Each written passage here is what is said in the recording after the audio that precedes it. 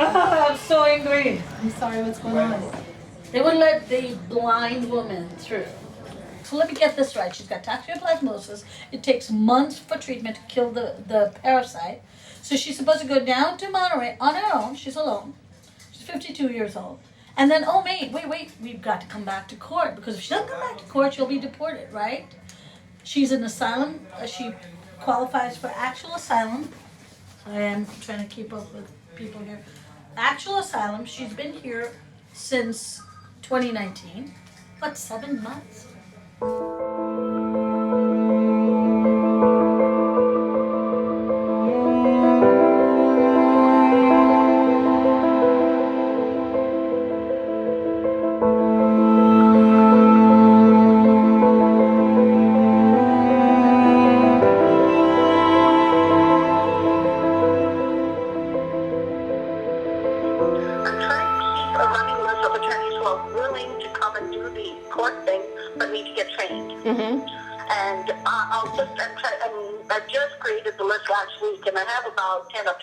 I'm pretty flexible during the week. I can move shit around easily. You know, it's not like I have client appointments the way other, regularly employed people do. Yeah. So I can people be with jobs. Yes, that pesky thing.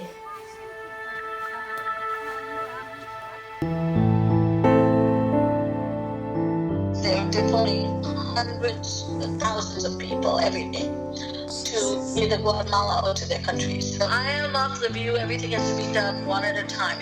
Everybody thinks class actions and these big, huge movements. I'm more like brass tacks, like try to save everybody one at a time. Mm-hmm. And maybe not everybody will get saved that way, but at least you get that many people. I'm on the bus to the airport so that I can get on the flight tomorrow morning at 6 to Brownsville, Texas, where I will be working with Charlene, doing intakes for clients to evaluate their asylum claims. And I'll be there for about 10 days. Not looking forward to it. It's hard work telling people that they have no chance of success.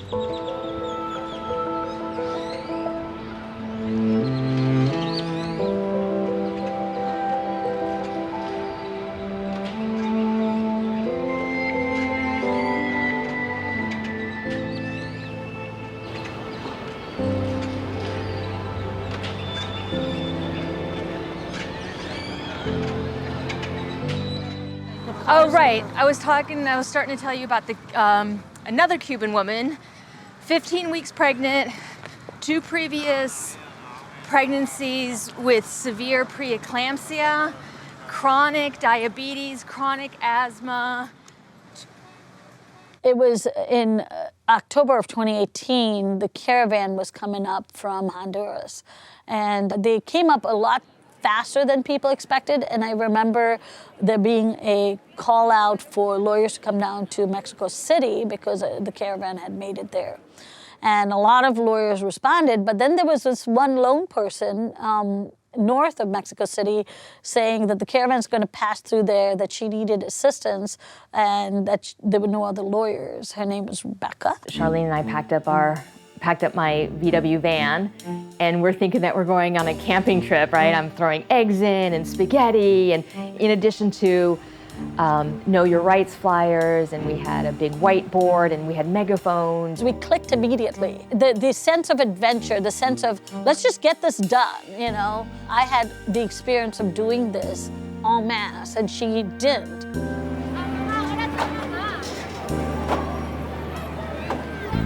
But together we just sort of adjusted around each other, and again, I was enamored by the van. We didn't know what we were going to expect. Rebecca jumped up on top of the bus and started tying down blankets and pillows and everything, as many things as she could. ¿Usted viene con la caravana? ¿Usted estuvieron en pasillas? Ahí hay gente, porque nosotros somos abogados. ¿A dónde vas? ¿A dónde van ahorita? Ahorita vamos al estadio. ¿A dónde queda? A la vuelta, creo yo. ¿A la vuelta? Ajá, como 10, 11 kilómetros. Vale, nos vemos ahí. Bueno.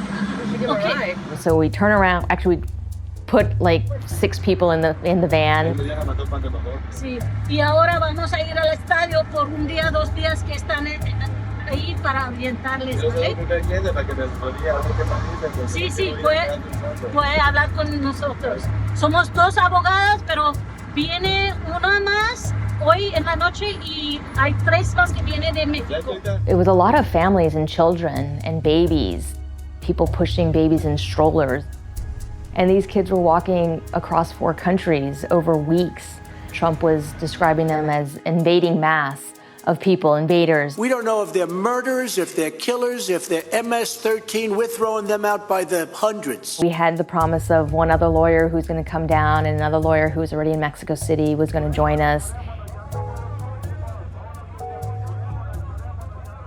With our megaphones, as people started coming in, we just started kind of shouting out, if you have immigration questions, come to us. And then we kind of fanned out among the group. Her van became a magnet for people to charge their phones.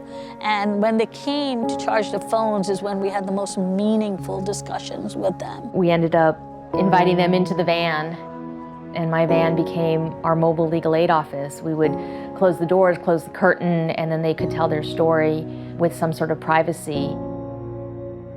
I remember there was one boy who had kind of camped out right next to us. We'd set up the van, and he was just sort of hanging out, and he was asking me all these questions like, you know, why are you helping us? And what did you want to grow up to be when you were younger? It was just very deep questions, and as we got to talking, he told me that it was his 18th birthday.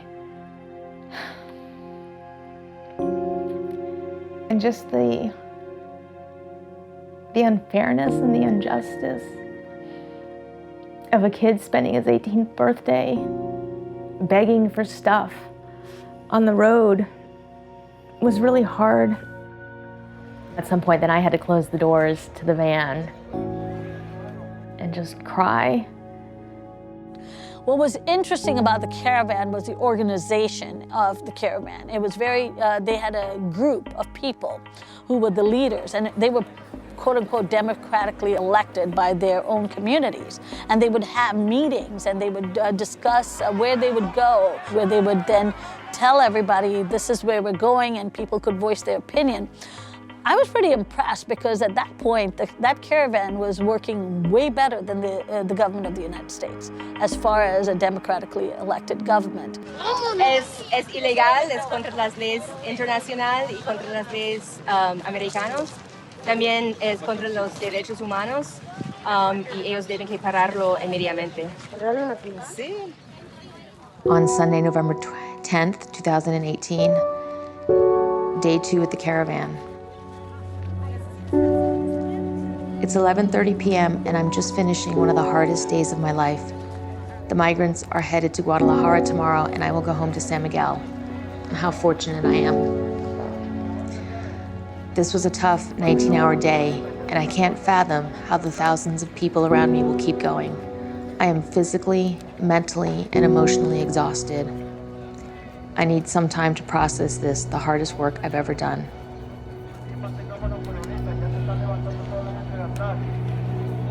And from one day to the other, we were in 2 different places. We couldn't tell if we had spoken to the same people, right? Because there were 5,000 of them. The other thing was just the sheer nature of, we didn't know where our place was. I don't know about you. I didn't know exactly what was my place in this caravan, right? They're going through Mexico. There's all of this stuff going on. There was all the fears, all this hope, which we couldn't stomach because we knew what was on the other side. We knew where they were going. We knew what was going to happen. And in addition to all of that, we had to actually give them legal advice. At this time was the beginning of child separation. The Trump administration has continued to separate migrant children from their parents at the southwest U.S. border. And so we were making sure that parents knew that this was a risk that they were running. We were writing phone numbers and names on children's inner arms and on their backs in Sharpie so that they would have a way to identify the kids. We were telling them about the military at the border and how dangerous it would be. From the U.S. side, tear gas fired toward the migrants, among them what appeared to be mothers with young children. The other thing that was happening right at that time was that domestic violence has been a grounds for asylum. It's established law in the United States. And Jeff Sessions said that that wasn't going to qualify, and gang violence. Gang violence also was no longer eligible for asylum. Also, during the caravan, their goal was not to talk to us. Their goal was to get to the border. So we were in the way. Really, we were in the way. They didn't want to hear what we had to say. They did not want to hear what we had to say.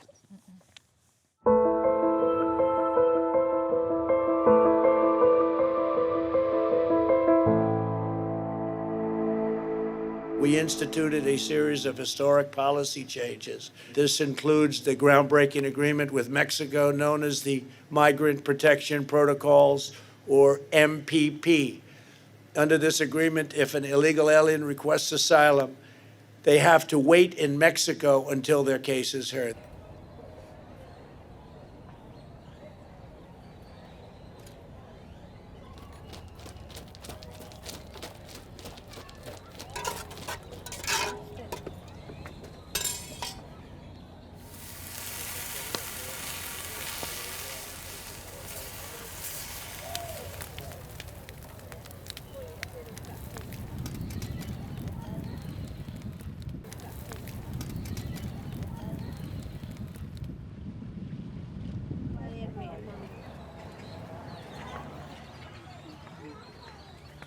¿Ah? A la barba. Y la pelota amarilla grande, tuya.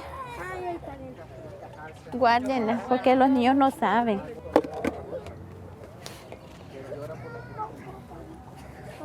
Somos una familia de 3, mi hijo Andrea y David. El papá de ellos lo mataron hace 10 años, las pandillas.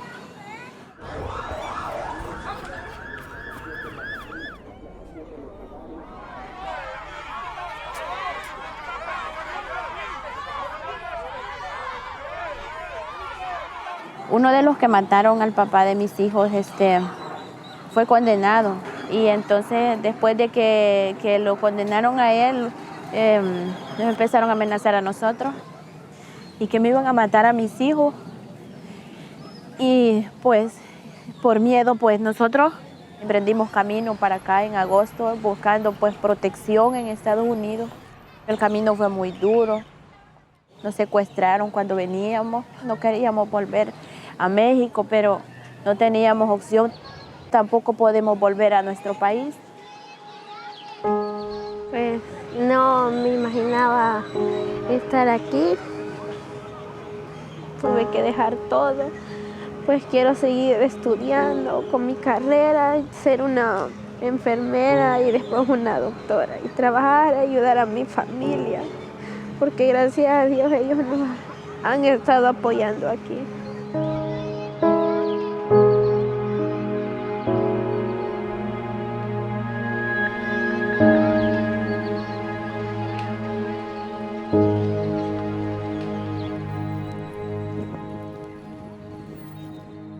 So if you can just scan these.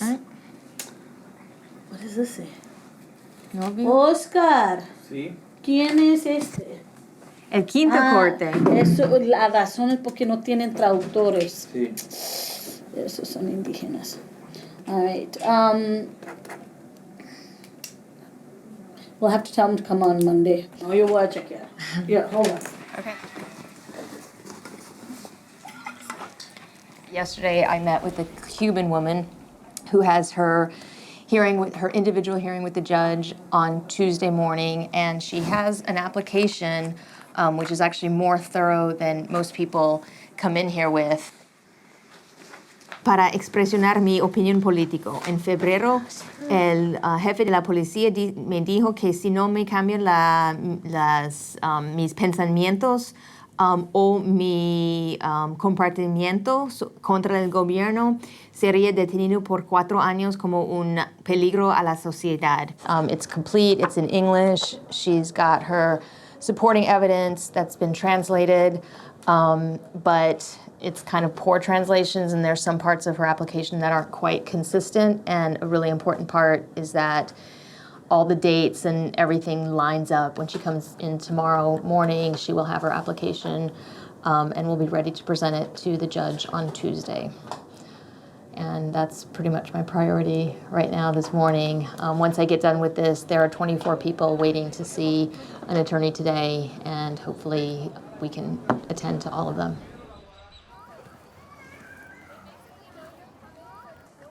Hola, buenas tardes, con permiso. Hola. Hola. Hola, ¿cómo estás? Mi nombre es Rebeca. Nancy. Nancy, mucho gusto.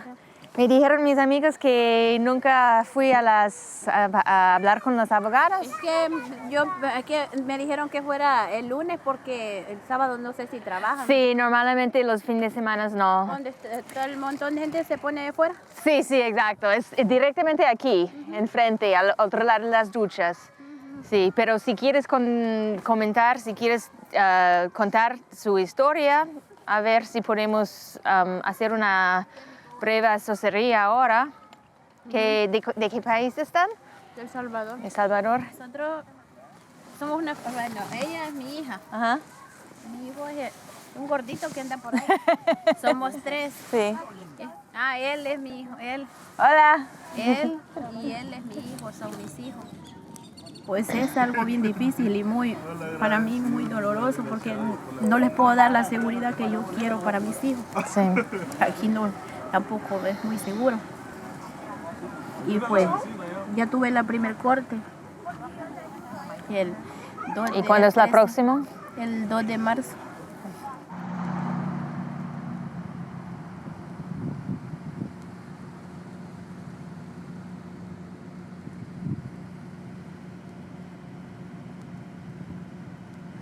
Mis cuñados buscaron una abogada en Estados Unidos, pero ella vino solo el día de la corte. El día que tenía la corte vino, solo me dijo que firmar unos papeles.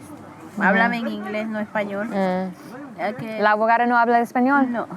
No sé qué le dijo, no sé qué pasó, solo que ella me dijo. ¿Y ella no traduzca nada, no dice nada? No. Entonces, con los hechos que me han contado, no vas a ganar un caso, no está elegible para asilo y las cosas, recibieron las amenazas, mataron a su esposo, lo siento mucho, no califica para los 2 programas que existen. No vas a ganar su caso en los Estados Unidos. Y pues, como le digo, no es lo que quizás yo esperaba escuchar porque... Sí, yo sé, y lo siento que debe que decirle eso. Porque yo pues tenía una esperanza que tal vez... Sí, lo siento mucho. Que tal vez pudiera pues... Que me dieran la oportunidad. Pues no puedo regresar a El Salvador por mis hijos. Si regreso pues sería la muerte para ellos.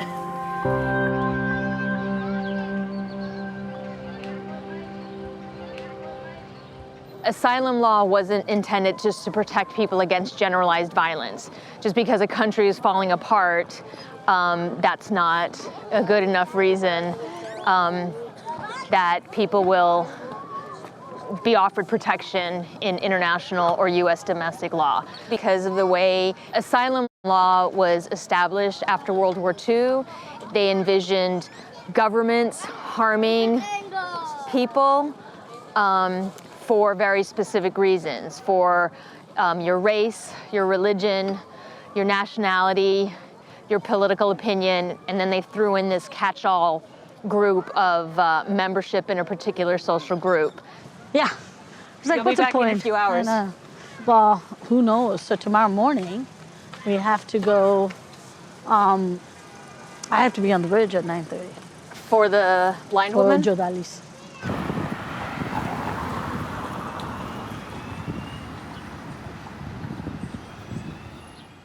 And so what I'm going to do is I have to contact all sorts of people today. And I'm going to try to get on the bridge by like 9:15. Okay. But what you have to do is, there's going to be a shitload of people tomorrow. Okay. Always, Monday's a shit.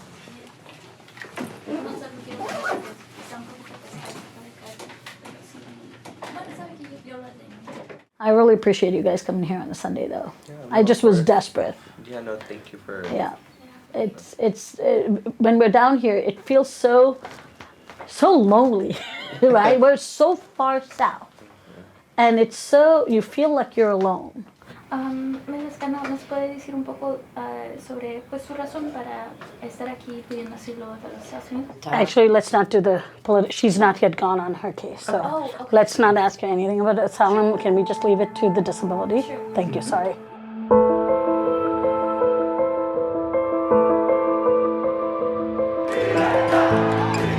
The people in the street is demanding the end of the dictatorship. Arresting protesters, dragging them off. Hundreds swept up, still in prison, according to human rights groups. She's been on the bridge 5 times. And when they've had 4 or 5 opportunities to determine her vulnerability. Dios mío, dame fuerza para tomar una decisión y ya salir de esto. Pero cuando veo todo esto, digo, yo tengo que llegar con mis hijos, tengo que conocer a mi nieto, tengo que hacerlo. Tengo que volver a tocar a mi hijo, aunque sea tocarlo, aunque no lo ve. This is why I came to the media. This is why I've reached out to everybody to please call the port director to do the right thing. It is inhumane. First of all, MPP is cruel. But despite all of that, I'm bringing on the bridge someone who is so medically necessary to get some care. There are people waiting to give her that care. And when do you plan to go out there again? I'll be there on Monday, possibly Tuesday. I will be there. And I hope that people will call in, and I hope that your viewership, but everybody in this country needs to be woke on this issue. She's going blind. You couldn't get more vulnerable. ¿Tú vas a poder traerla la mañana o alguien más? Mañana Coco viene. Coco viene. Sí, Coco viene. Okay. Okay. Ya yo caeré acá sobre las 11 o 12 del día. Ándale, sí. Listo. Oh my goodness, what a shit show this is. How do you keep doing this every day? You know, it just pisses me off. And now I'm just like, no, you're not gonna say no to me. My parents were raised during the Indian independence movement at a time where the Indian persona was so belittled by the British government, by the British Empire. And my mom tells stories about how she and her friends would just get out into these neighborhoods and do stuff against the Brits because they were mad. They wanted independence. And she was 13 years old when India got the independence, but as a 7 and 8-year-old, she was around dancing in the streets, trying to, do the best she could because she wanted to set the narrative. And, it is stories like that. I'm like, damn, you were under the thumb of the British Empire? Come on. We can do this.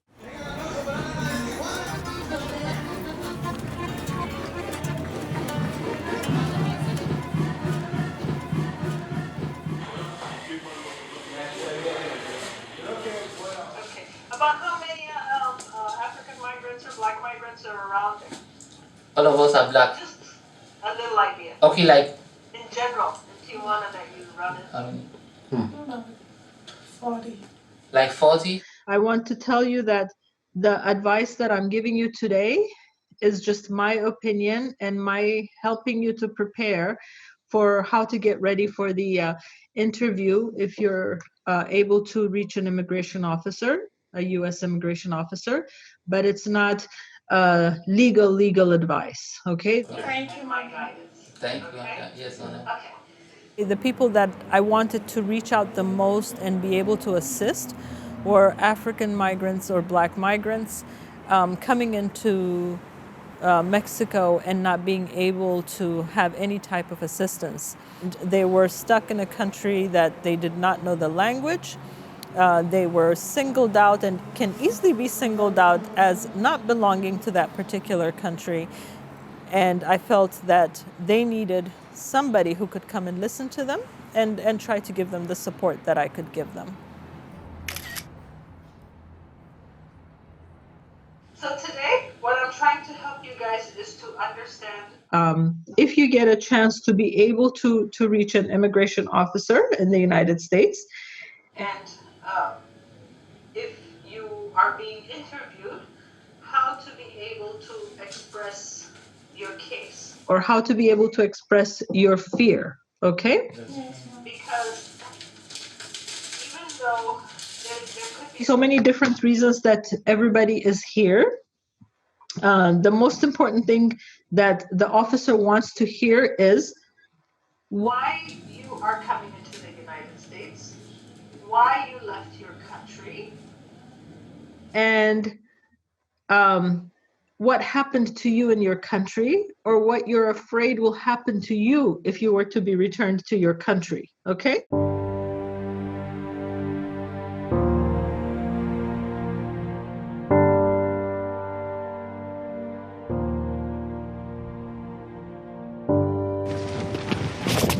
Munasiam, me the whole world lost she. How is it happen for our life? They want to kill all we.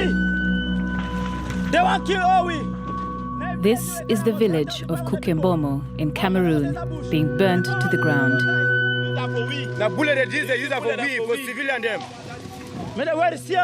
For months now, images like these have been pouring out of Cameroon on social media. Some show burning villages, others record acts of torture and killing.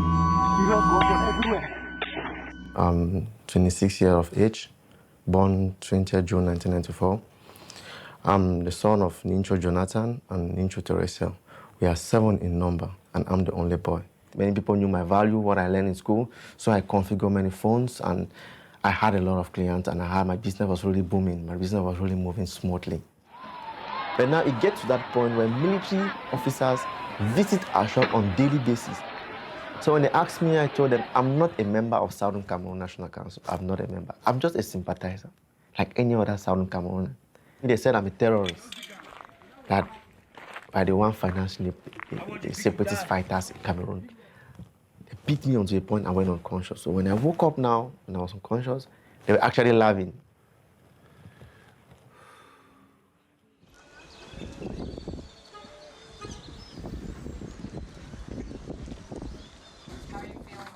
I'm angry because it is unnecessary, completely unnecessary. I'm working within their illegal law. I'm working within their draconian MPP. I'm working within their own vulnerable exception.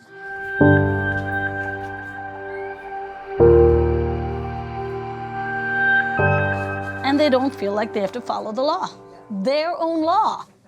It's pissy because, you know, laws are to be followed, right? They want everybody to follow the law and not jump into the United States, not cross illegally, and yet they don't follow their own law. I've gotten 3 deaf people across with a fight, but they acknowledge that that was a disability. Why? Why is a person who's blind being treated differently? No answer. Okay, all right. Okay, let's go.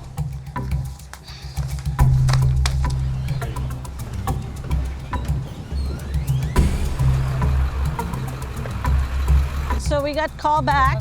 So la otra abogada me dijo para traerla otra vez. Es decir, que ellos quieren hablar conmigo. So vamos a pasar aquí. Y, ok, lo siento. Ha pasado así antes. Sí. Sí. This is what they want. You know, it's like fucking ridiculous. This is what they want. They want a fucking theater. I went quietly the first time, right? First couple times I was quiet about it. Hi, I'm Charlene de Cruz, and this is Jodalis Mendoza Lescano. Okay. I have my passport. Fine. Okay. We know who you are.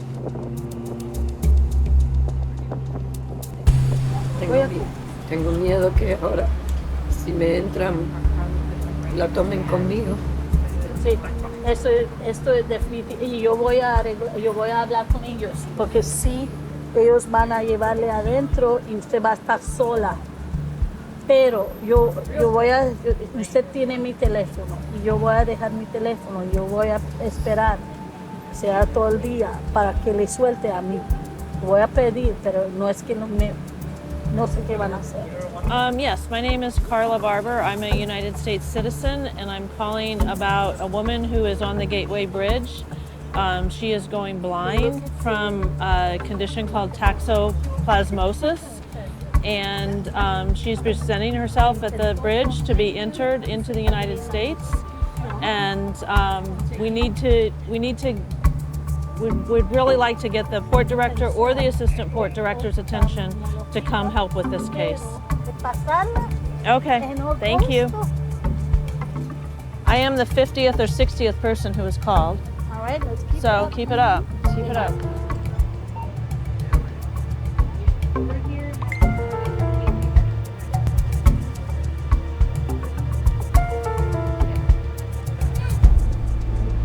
Señora, su aplicación es negada. We were denied again, which is just ridiculous. It just doesn't make any sense. They have a blind person who's in the system, and they've known about this since August. But it's the fight they want, because they're emboldened. They are emboldened by this administration. They're emboldened by the fact that they can get away with this. They have been allowed to be cruel. So we can't just sit by. We can't. Our democracy, our courts, everything are at stake here. We cannot just, we just can't sit by and watch this whole thing crash and burn. So.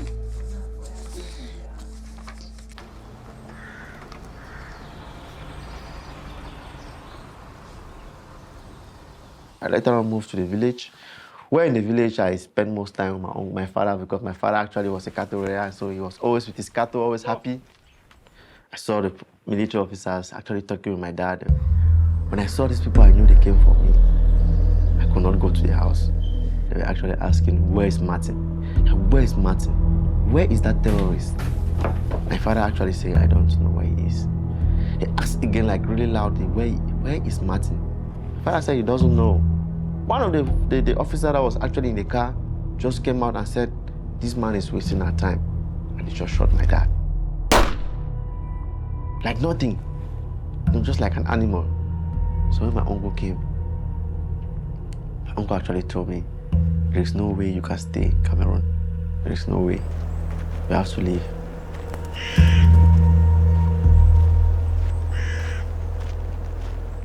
So vamos a empezar con como una orientación general para que puedan entender cómo es la corte y qué es lo que pueden esperar, porque cada día las cosas están cambiando. Una semana voy y si gano un caso, pues la gente sale en 40 minutos y libre y no hay ningún problema. La otra semana voy y ganan y están detenidos por 3 días, 7 días, y salen con grillete.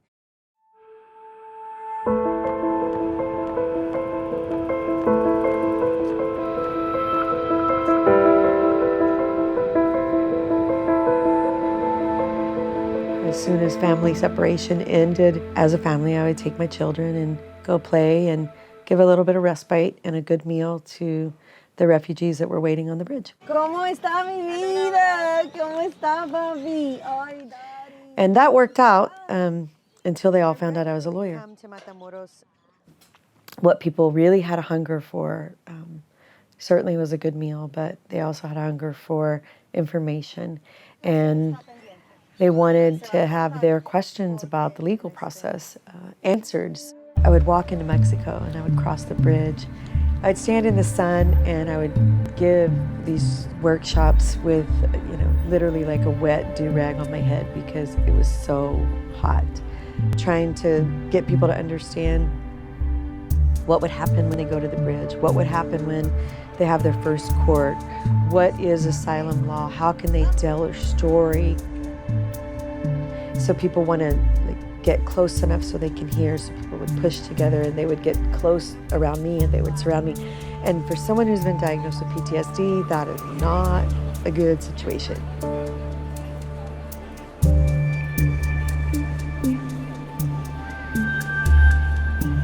And it went on like that for another couple of months of being a street lawyer. I mean, legitimately practicing law in the street. Ella hace una buena pregunta y mi respuesta es no me rindo, no me rindo, ni tampoco los abogados que están litigando, no nos rindamos.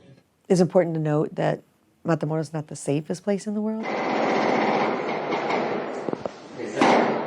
A media blackout south of the border. This during 8 hours of intense combat in Matamoros. The reality is that because of the inconvenience of MPP, I mean, it's pretty crappy that you have to go to another country that's a war zone to see your clients. That's not really how you thought that you would practice law 25 years into being a lawyer. But there's not a lot of lawyers that are willing to do it. Entonces, tenemos que estar preparados, o sea, ustedes mentalmente para todo el panorama de lo que puede pasar. Todo lo que es como una oportunidad de decir tu historia, de qué es lo que había pasado. Ok, so hemos repasado. Tranquilo. No, créeme. Sara y yo oramos, meditamos, hagamos manos a tranquilizar. No solo a usted, pero a nosotros también. Porque usted no sabe la carga es que ustedes nos ponen porque tienen mucha fe. Para que podamos terminar el testimonio en la primera hora. Y luego, en teoría, el fiscal va a tener más o menos 1 hora para hacer su contrainterrogación.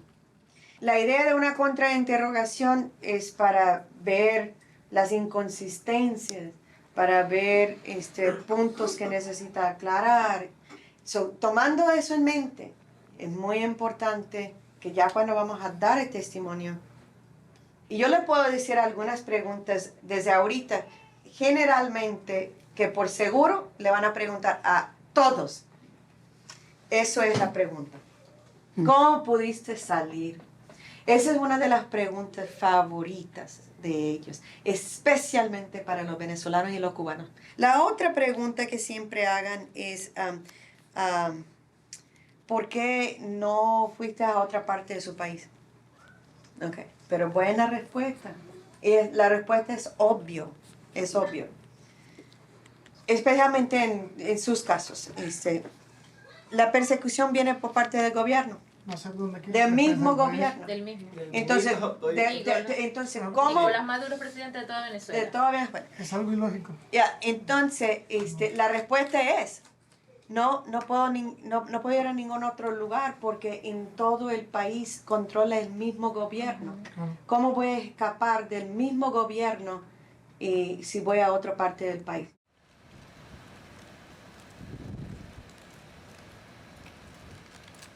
Detention in Mexico City, in an immigration detention for 2 months. So, well, 50 days. So she's been on the road since April. Well, I really, really appreciate it, Roseanne, and I'll tell you all about the restaurant. Yeah. In late July of last year, migrants seeking asylum at our border began to be processed under the Migrant Protection Protocol, or MPP. But just who is exempted from MPP is up to a CBP policy and discretion by the port director.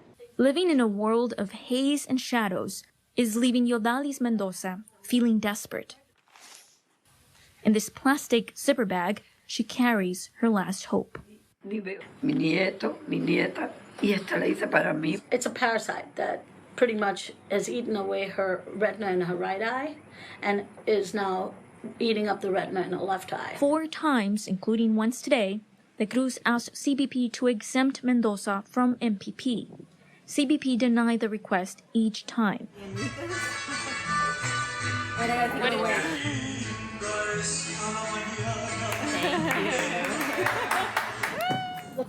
Hello? Can you hear me? Hello? Yeah, I can hear you. Can you hear me? Shoot. Hello?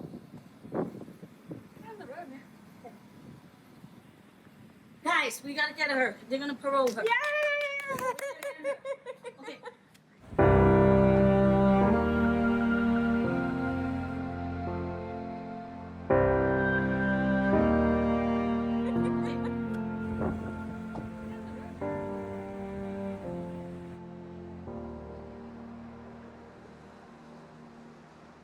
I just got done with dinner and we're still close to the border, so we're gonna drive over and I'm gonna ask them to bring her to the border.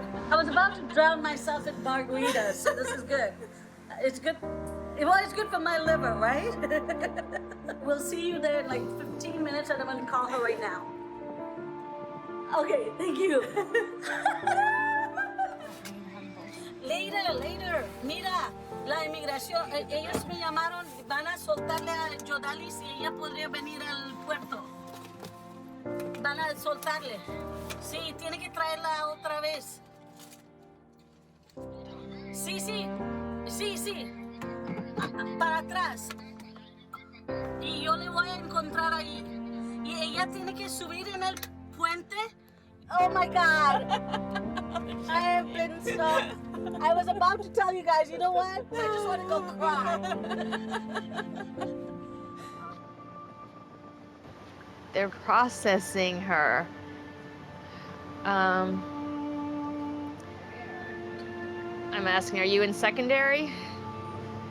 If everything goes well, then maybe she'll be on a plane tomorrow to see her family. So, it's good.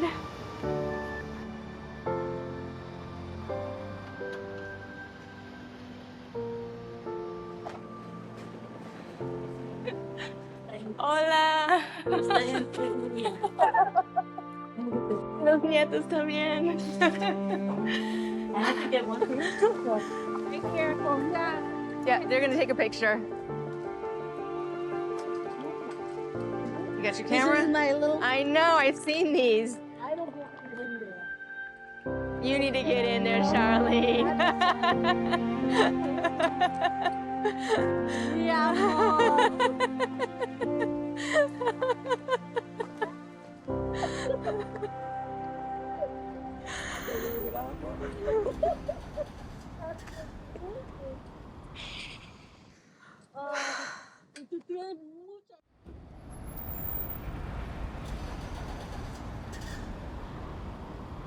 When I turned 10 in Ethiopia, the new government that overthrew the Haile Selassie's regime was going after a lot of the people that it felt were working for the previous government. Moscow had a new ally, Colonel Mengistu Haile Mariam.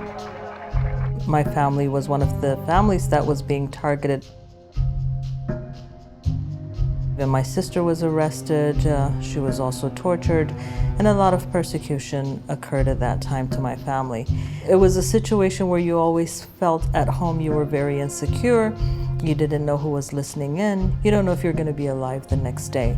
We would see a road filled with corpse or people that were killed. And I remember those days growing up with my mother covering our eyes so that we don't see the dead bodies. I think that's where my passion came for being able to have refuge and not be afraid in their lives. Credible fear doesn't mean a foolproof or a full showing of asylum. It's just showing a little bit to be able to get to the stage of a judge looking at your case.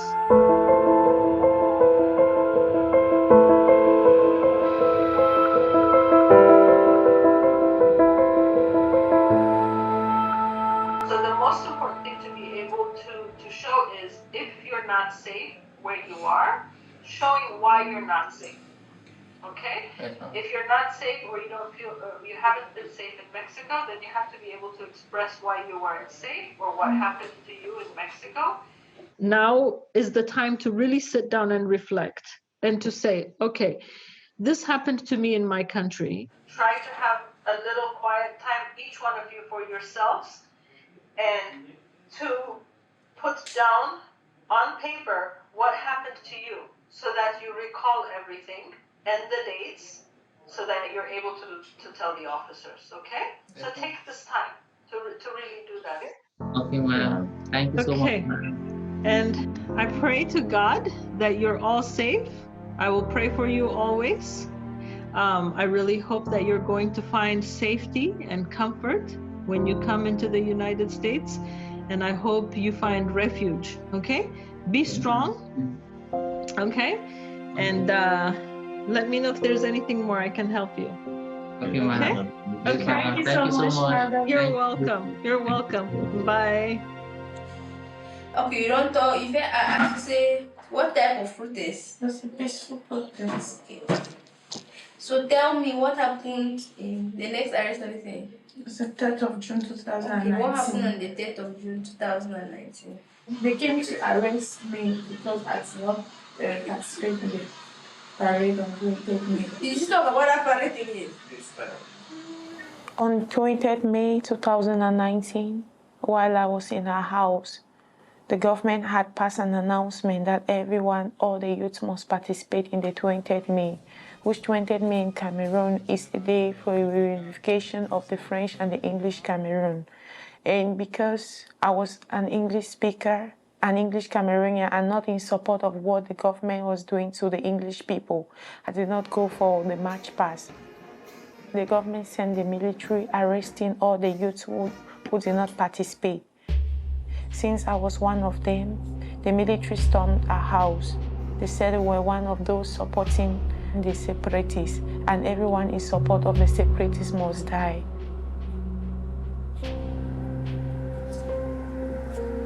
Bloody clashes in the English-speaking regions of Cameroon and West Africa have rapidly morphed into a war, and sexual assault and rape are becoming weapons against women in the Anglophone community.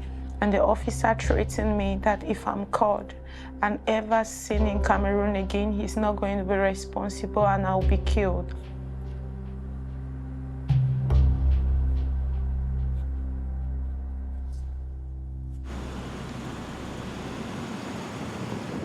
And once COVID came, just everything went crazy. I had a somewhat seamless transition because I was already remote. What was hard was how to talk to the clients. So we trained Oscar, and Oscar is amazing. Buenos días. Hola, buenos días. Necesito apoyo legal para mi solicitud de asilo en Estados Unidos. La abogada está trabajando, haciendo los trabajos de asesoría y de ayuda con las solicitudes de asilo mediante internet. We would get information about clients so fast. What was amazing about him is how he started identifying people with special needs. So I started explaining to him about how I did disability law, how I'm a special ed teacher. He lived in the camp. He knew everybody. That's how I found most of my vulnerable asylum seekers, his eyes. Ha pasado mucha gente para allá con enfermedades y pues ella es la que les ha ayudado. Hay mucha gente agradecida con ella.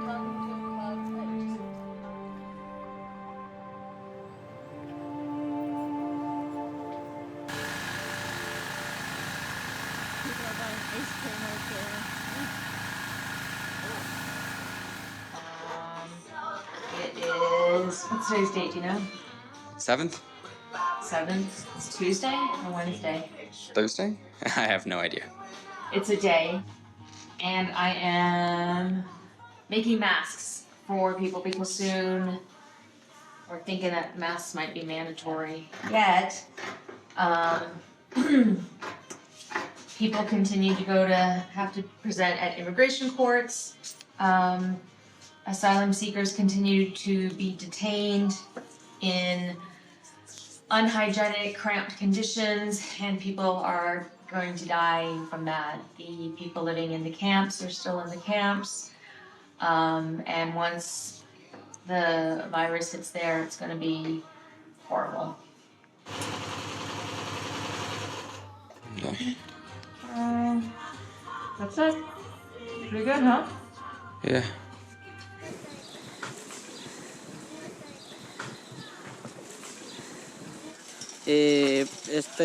Por allá está el otro rotoplas. Este es un sistema para estarle dando mantenimiento a los rotoplas, estarlos ingeniando, echándole para las bacterias. Como pueden ver, este es un jabón con cloro, líquido con cloro. I have been here since September, and pretty much working every day of the week, trying to just keep on top of the 2,000 plus asylum seekers in the camp and 20,000 plus people who was shunted off to Matamoros. We're going to see more victimization, like really bad victimization based on just the COVID-19.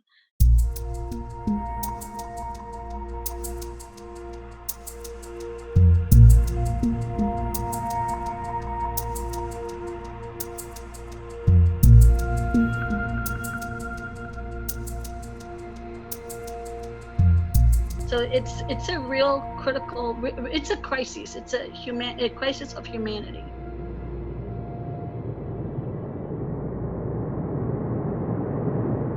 Escaped to Ecuador. From Ecuador, I worked with some Cubanos where they had maps, and from Ecuador went through Colombia. From Colombia went through Panama, which we went through the Darien forest. It was a very terrible experience for me because we had to go through the jungle for 7 days. The second day in the jungle, we had no food. We met some armed robbers. The robbers, they took everything from us. So we went through Costa Rica. From Costa Rica, we were issued a pass to go to Nicaragua. We were taken to Honduras. From Honduras, we finally arrived at Mexico. I was unable to reach to my mom since I left Cameroon. I could not reach to my dad. The police here in Mexico, they harassed me again while I was in Tijuana. They took everything I had. They seized my purse. They threatened me in the night. There was nobody to help me again. The only way my uncle said was to try and come to the United States where I could find safety.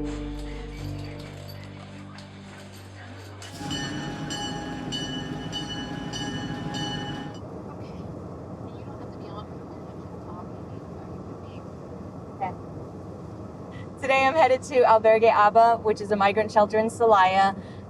They consult me on like legal aspects of cases if they have a complicated issue, if they have more vulnerable people. So right now there's a young man, a 23-year-old Honduran man who is at the shelter with his 3-year-old niece who has microencephaly. I believe she's blind, she's unable to walk. She cries a lot, and he is taking her to the United States for medical treatment.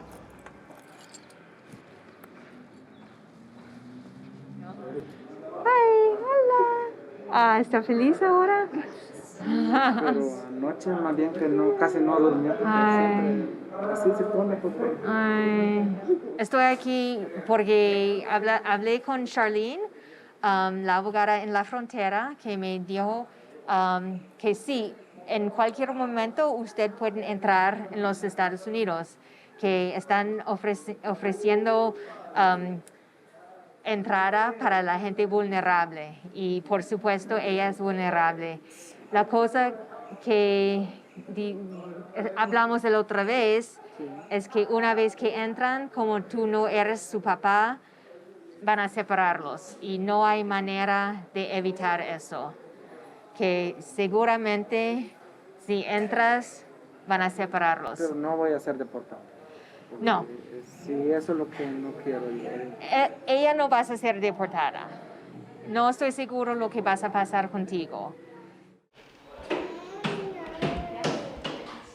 In Mexico, there is a train line. Migrants have historically ridden on top of the trains. It's called La Bestia, the Beast. It's a really long cargo train, and it's a free way to get to the border. In an instant, people can fall from the train and suffer an amputation.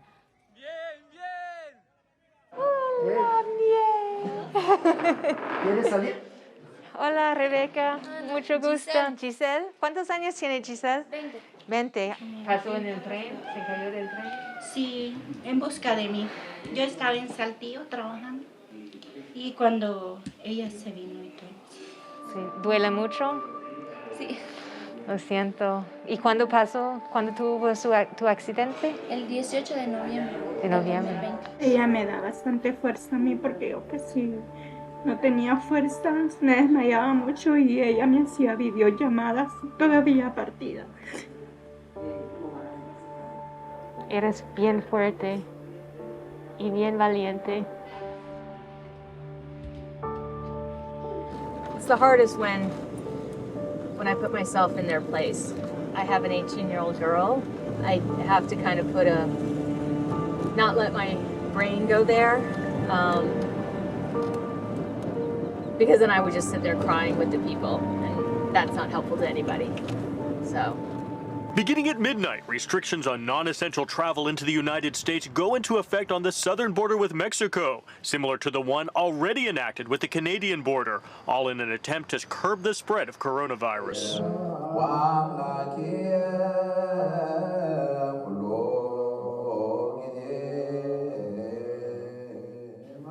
But let me ask you this. Internacho's delivery the why not you? It's completely stopped my ability to do my border work. At this time, anything that we've been able to provide to a lot of the migrants that are stuck outside of the United States are blocked, and we are also unable to go and to help or prepare them because of the COVID-19. We just don't even have a time frame to tell them as to when things will resume for them to be able to come into the U.S. and seek asylum or present their case, because none of us know.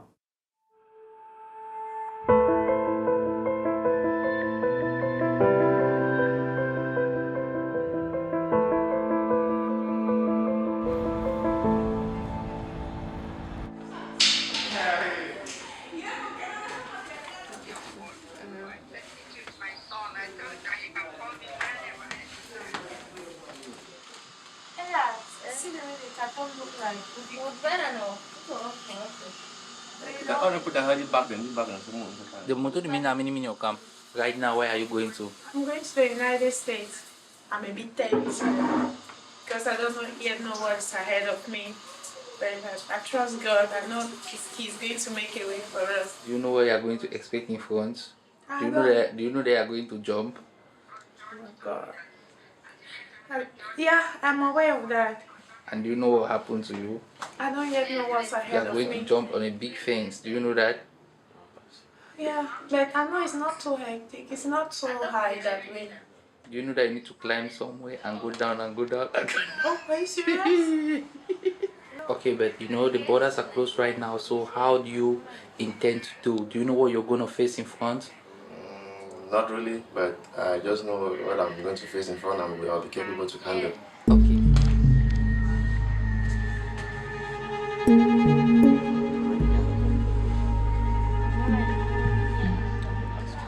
Bye-bye. See you. You man, later man.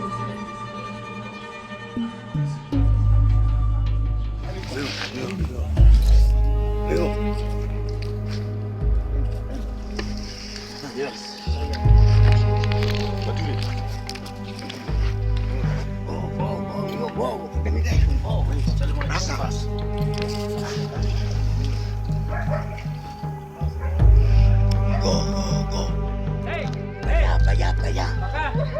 No problem, my baby, no problem. No problem, okay? Go.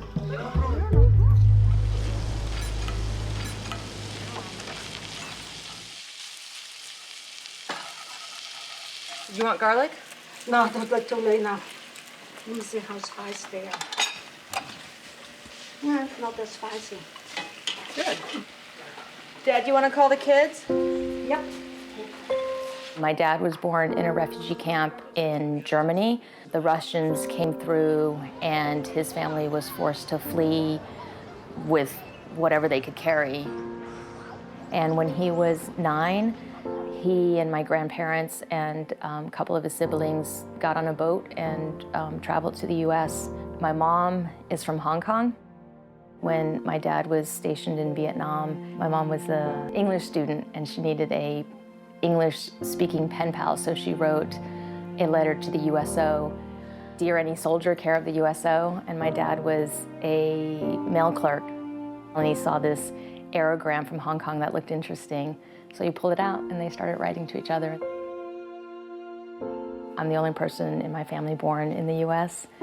And so that had a big influence on me as far as career-wise. You know, I wanted to, it seemed like it was a way to pay back somehow just the luck of my family being able to land in the United States.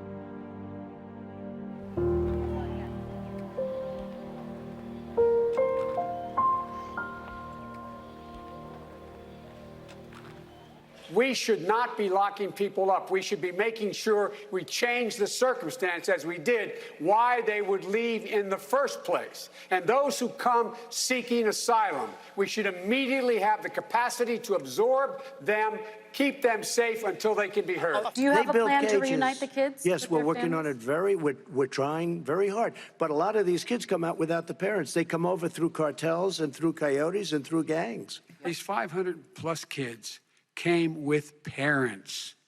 They separated them at the border to make it a disincentive to come to begin with. Joseph R. Biden Jr. of the state of Delaware has received 306 votes. Donald J. Trump of the state of Florida has received 232 votes. I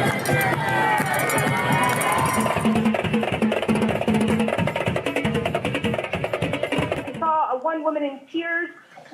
She told me that she was a recipient, her family was from Mexico. Yeah. And she says it was a long fight, and she says she wants to hold Biden accountable and make sure he delivers on his promises, and specifically a pathway to citizenship for DACA recipients. You've been involved in advising him, Charlene? Have you been? I've been on some of the transition team meetings, you know. I mean, I know it's not even been 24 hours, but frankly, you've had, you know what the Trump administration did.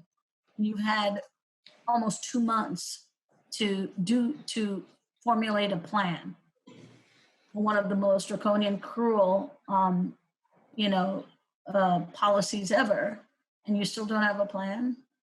Here in Texas, residents are experiencing some of the worst winter weather of their lives. 2 major storms hitting the state in the last 5 days and another one on the way. Pueden ver cómo está el hielo en todas las carpas, ha caído. Necesitamos que las ayuden, nos duelen, tenemos dormidas los huesos, nos duelen los huesos de estar aquí ya. Por favor, necesitamos que los ayuden para poder salir de este lugar. Esto es lo que informamos en el campamento de migrantes. Estamos congelados. Son temperaturas que si estuviéramos en condiciones... Fox News alert now on the showdown over immigration. The rolling back of a major Trump administration program is about to play out on the southern border. Starting today, tens of thousands of asylum seekers waiting in Mexico will now be allowed into the U.S. to be processed and have their cases heard. Somos parte de un grupo que es el Comité de Bienvenida del Valle del Río Grande. Es una colaboración de organizaciones ONG que están sirviendo a la comunidad migrante de ambos lados. Y hoy estuvimos ahí en el campamento como representantes legales para poder ayudar en el proceso del papeleo que tiene que ser para poder entrar a los Estados Unidos. Ya todos han tenido su prueba de COVID y todos son negativos. No dejan pasar nadie que es positivo.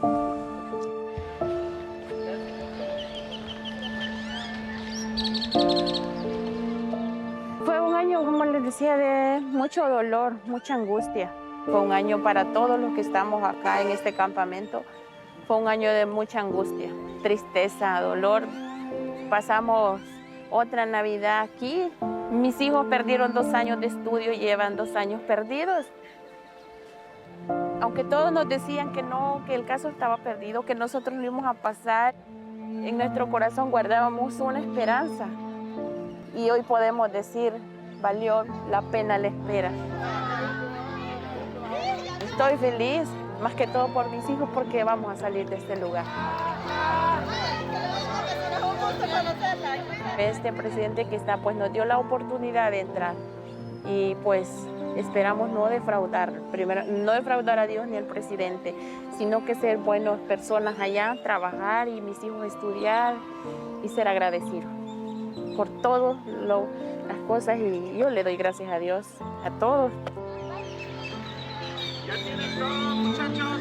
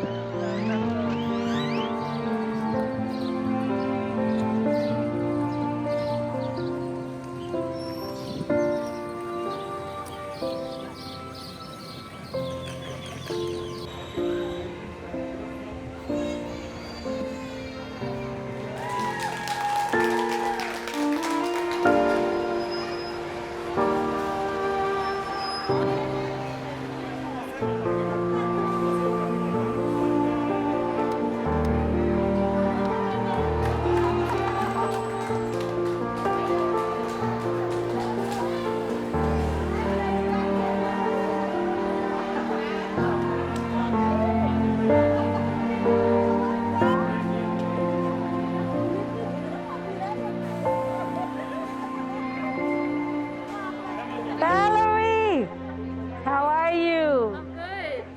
You look better.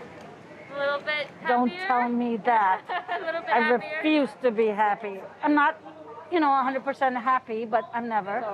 So I'm glad that the U.S. government is doing what it can, but there's got to be more. Yeah, I think I'm, it's a 180-degree turn from last year. No, I feel a lot better now because at least we have some hope that things will keep getting better. I mean, this is certainly a historic day, to end the nightmarish human rights violation that happened right at our border. I mean, I feel a lot better. I'm not going to retire. I was going to retire if Trump was reelected. Yeah, I would have had to choose a different career. I don't know what, but I would figure something out. Yeah. Now it's only open cases. The people who have closed cases, they got screwed by a very unjust, cruel system. Patience is what they tell me to have. So hard. I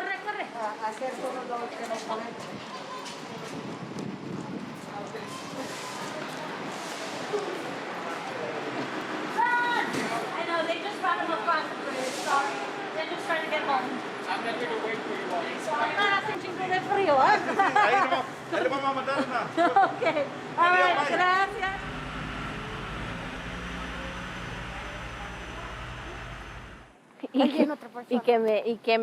Dame la mano, y que me haga como una actriz, así como una actriz, ¿sabes? Llegamos, Andrea. Un abrazo. Llegamos. Oye, eso llegamos, mira. Ay, no me gusta fingir, solo para las mentiras. Lloré. Yo no voy a llorar. Solo así. Ya lloramos. Sí, yo de verdad lloro.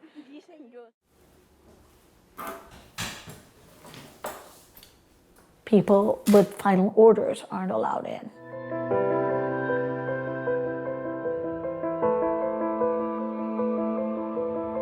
And that's where my heart breaks because our lovely Oscar is one of those.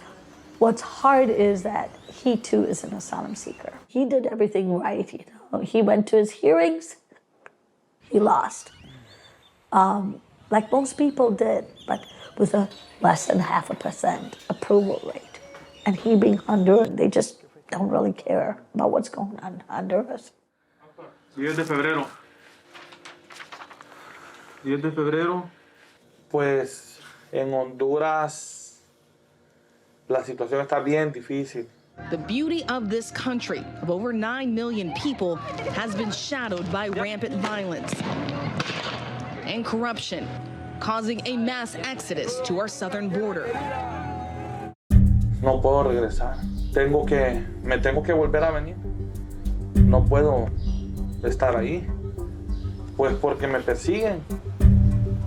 El gobierno está en una muy buena relación con el crimen organizado. Y pues es muy peligroso. I know that people who are getting through will get through. I think in these days, it's been more, for me, about Oscar. And I know he's one person, but it's been about him.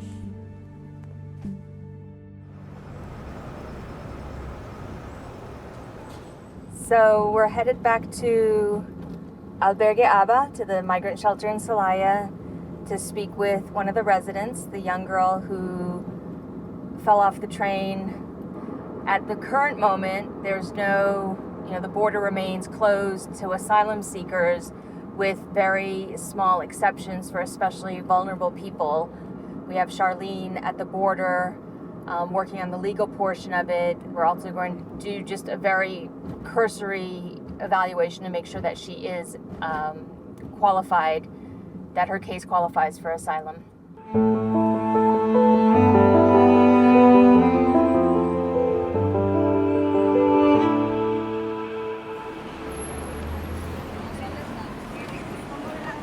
¿Cuándo llegaste aquí? No me recuerdo. Ya voy a cumplir un año. Ay. Aquí en el albergue ya voy a cumplir un año. Quiero confirmar que usted van a buscar asilo en los Estados Unidos. Sí. Los requisitos es que usted ha sufrido o tiene un temor de sufrir algún daño o amenaza en su país por un grupo que puede ser el gobierno o un grupo que el gobierno no puede controlar. En su ejemplo, en su caso, probablemente vas a ser las maras, sí. Uh-huh. No es fácil ganar asilo, que usted debe que buscar una abogada que pueda ayudarle de este proceso de asilo. ¿Qué formas de documentos de identificación tienen ahora? ¿Tienen su residencia? Ajá. ¿Tienen un pasaporte hondureño? No. Yo perdí todo. Cuando tuve mi accidente, pues perdí todo. No, cuando llegó la ambulancia, pues no recogieron todas mis cosas. No tengo fotos así de mi accidente. Así. Ay, gosh. Llevo 5 operaciones por todo. 5. Pero ojalá que seguimos adelante, ¿no? Así es. Siempre adelante y pues siempre estoy luchando. Aquí me dan muchas oportunidades como de tocar el piano, de leer partituras, así, de hacer cualquier cosa, de tejer, de hacer canto. Aquí lo apoyan mucho, eso la verdad.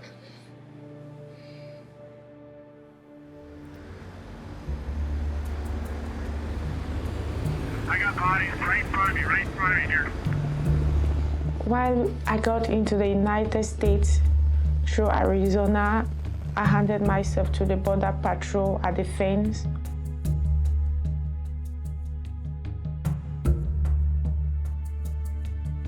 I was taken to the very cold room. I stayed there for 3 days. And I was transferred to another camp. I was interviewed by an ICE officer. Why I'm coming to the United States, I told him I'm coming for protection and safety. And while in the camp, I got information that my father was killed by the military. I was taken to a room all by myself. I suffered all the trauma. I stayed in the camp for over 3 months. A bond was issued and I went out on bond.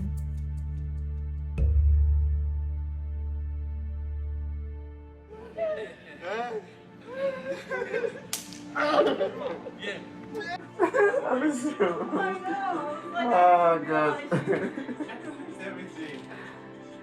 I don't want to cry. I don't want to cry. What you need to?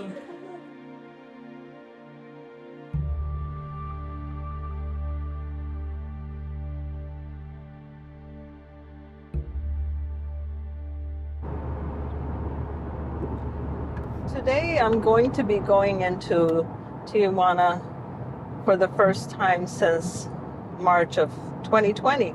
So after about a year and a half. So I'm going to really go out there and see what it's like now with this new administration and what has changed. And if things have really started picking up at the border and people being allowed to come into the country. Or what is it really like out there? Porque de otra manera les parece que, bueno, pues no está tan mal y ya no te dejan pasar. So what was their question? What were they saying though, mainly? Oh, that most of the organizations that work with migrants here in Mexico have preference with people from El Salvador, and also because some of the organizations are directed from people from Centro America. Even San Isidro or San Diego, that's 15 minutes from here, they don't know what's happening down here. They really don't know. They think that everything's all right, or it's like kind of messy, but not as messy as it is. Most of the cases I take are when the aggressor is a policeman or somebody from organized crime, because are the hardest cases, and most people are not prepared to attend them. We don't have a safe place for women who are threatened by organized crime. Also, I attend missing people, where the missing person are young guys or women, because most of them are taken into trafficking. Es siempre buscar los otros y nosotros que son haitianos, nosotros no sé si es por una discriminación o si no por un asunto de racista, no sé por qué. Sí.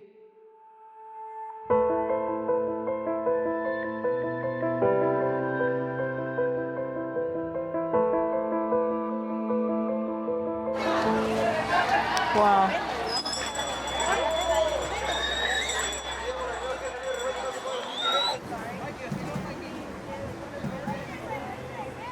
How are you? I'm fine. Where are you from? I'm from Haiti. Haiti. Okay, nice. But when you say you want to cross, how are people here going to be able to cross? Is there numbers? Well, there is a link that where you sign up, Okay. and they call every day. They help mostly the white people. The Latin American countries and not really the black migrants. The black. Yo soy haitiano. Yo soy haitiano. Sí. Haiti? Yeah, Haiti. Oh, so many people from Haiti. The streets of Port-au-Prince have become a war zone as gangs battle each other and police for control of the city. Brutal killings and home invasions have left residents of the Haitian capital living in terror. Where are you coming from? Los Angeles. LA. ¿Cómo? Los Angeles. No, su nombre. Oh, tu nombre. Oh, Mulu. M-U-L-U. My brother tell me so I can talk into you. Oh, I'm not. I'm here actually trying to find out the situation. I'm not with American immigration or anything. I'm a lawyer trying to help. Yeah. Haitian people is here, and every white people gone.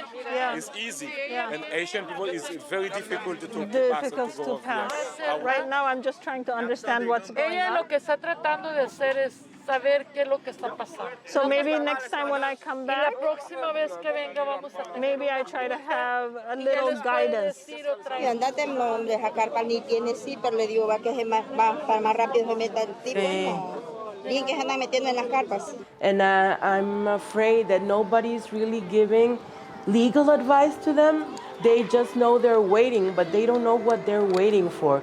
They just have a message in their cellular phones telling them to wait, to be in the camps, to be unsafe in the camps, because a lot of women told us that in the night, the guys try to open the tents to rape them.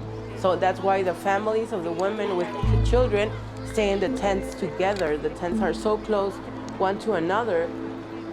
Also, we know there are big trucks coming into the camp and taking girls from the camp for human trafficking. I didn't expect to see, a whole lot of migrants that are not able to still go into the United States. So the desperation that I saw has been disheartening. I was so happy seeing a change of administration, and I thought I was going to come and see a much better humanitarian situation at the border, but I didn't see that. I actually found it to be a situation that seems even worse.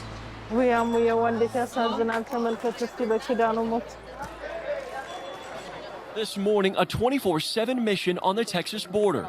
A group of migrants, most from Haiti, spilling onto the shoreline beneath a border bridge. Thousands of men, women, and children waiting days in triple-digit heat for their chance to claim asylum.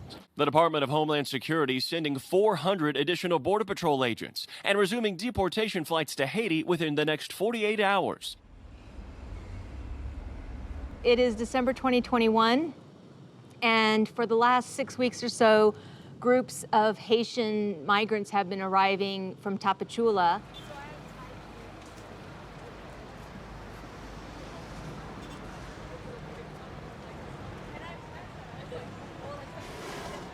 They're dispersing them to 10 different immigration offices throughout Mexico in order for them to receive their humanitarian visas.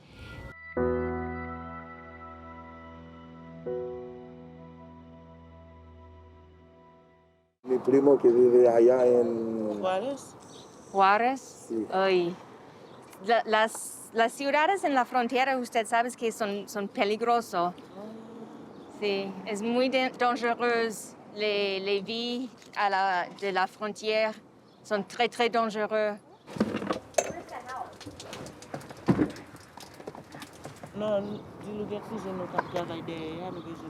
La verdad es que creo que también a las autoridades les cayó de sorpresa. ¿A qué vienen aquí? Llegaron de repente, tú estabas en la terminal de camiones y veías un montón de gente extraña que tampoco sabía qué estaba haciendo aquí. En las últimas 70 personas, solo había 3 personas que hablaban español. No había uno solo que hablara inglés.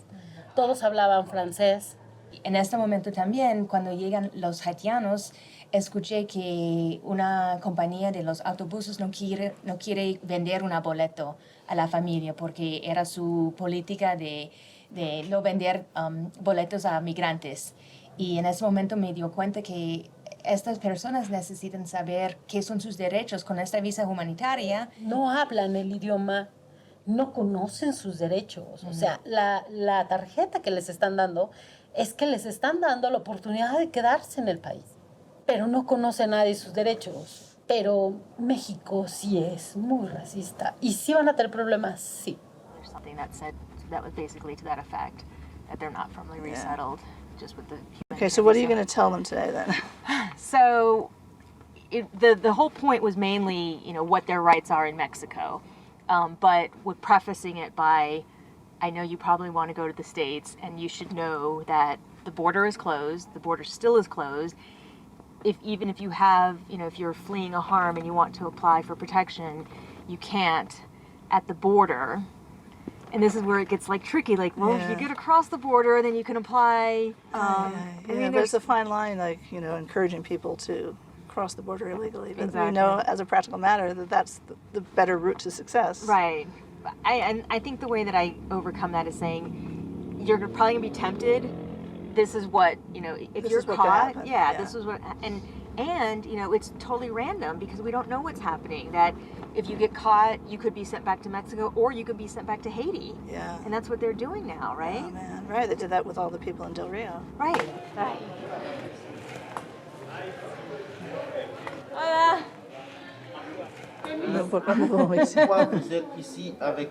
Avec vous.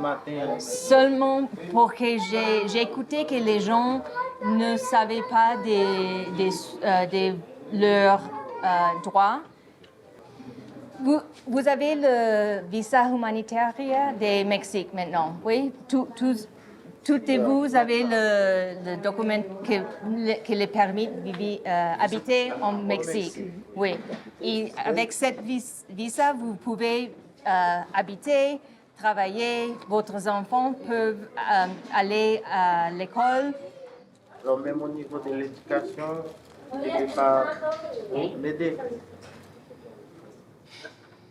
Si moi, personnellement, peux vous aider? No. Que quiere vivir aquí. Entonces, después de información que yo encuentra que aquí está muy peligroso para todo inmigrante que vive por aquí, se está tirando la casa, que entonces más adelante que puede tener un problema. Mais il y a beaucoup de décisions que vous devez tomar, no. De prendre. De prendre, oui. Mais nous étions en train de learn, apprendre beaucoup de vous. Ouais. Something like feeling useless. I know. What can you do for me? Nothing. What are you here for? Yeah, Just we to know tell this. you. Yeah. I wish there was more to say. Us, yeah.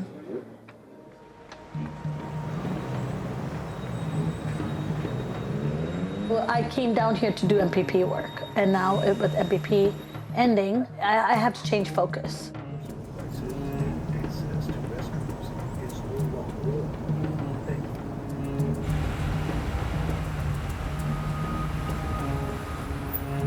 Well, basically, what our goal is to assess the situation down here. We have thousands of people, right, stuck here. And then from then on, how can we help the most vulnerable? Because that's the project. And try to get them all of the services they need, and then the legal case. The legal case would be to hopefully get them into the United States in a parole situation. But how to do that? I mean, everybody's vulnerable, and that's hard. It's like playing God. I will take you, but Exactly. I won't take you. And And that's the thing.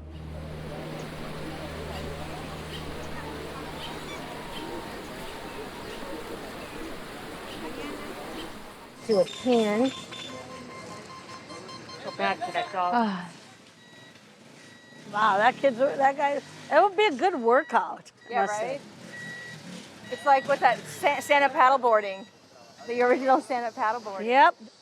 Can you imagine you're coming from Honduras, you have crossed up through Guatemala, you come to the Suchiate River, and you're thinking, okay, I'm in Mexico. And I mean, it isn't gonna end between the corrupt governments and the continued climate degradation. Migration shouldn't end. Why should it?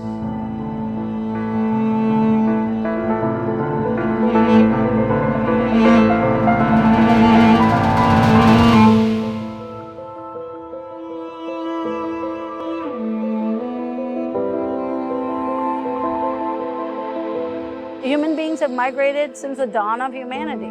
This is our basic human right.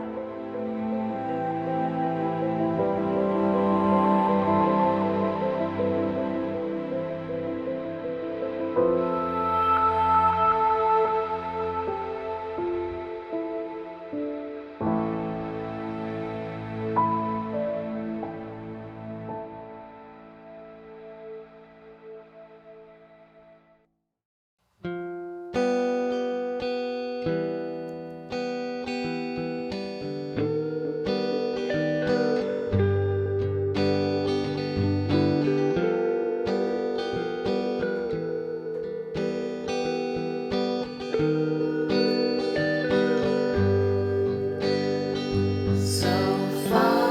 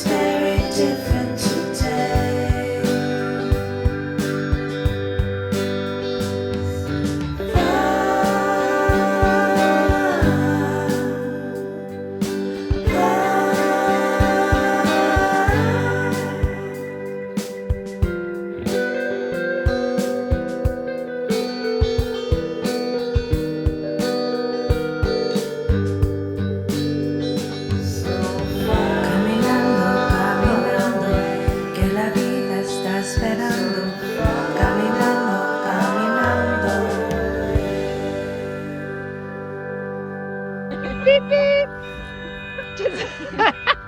Why won't they open the door? Excuse us.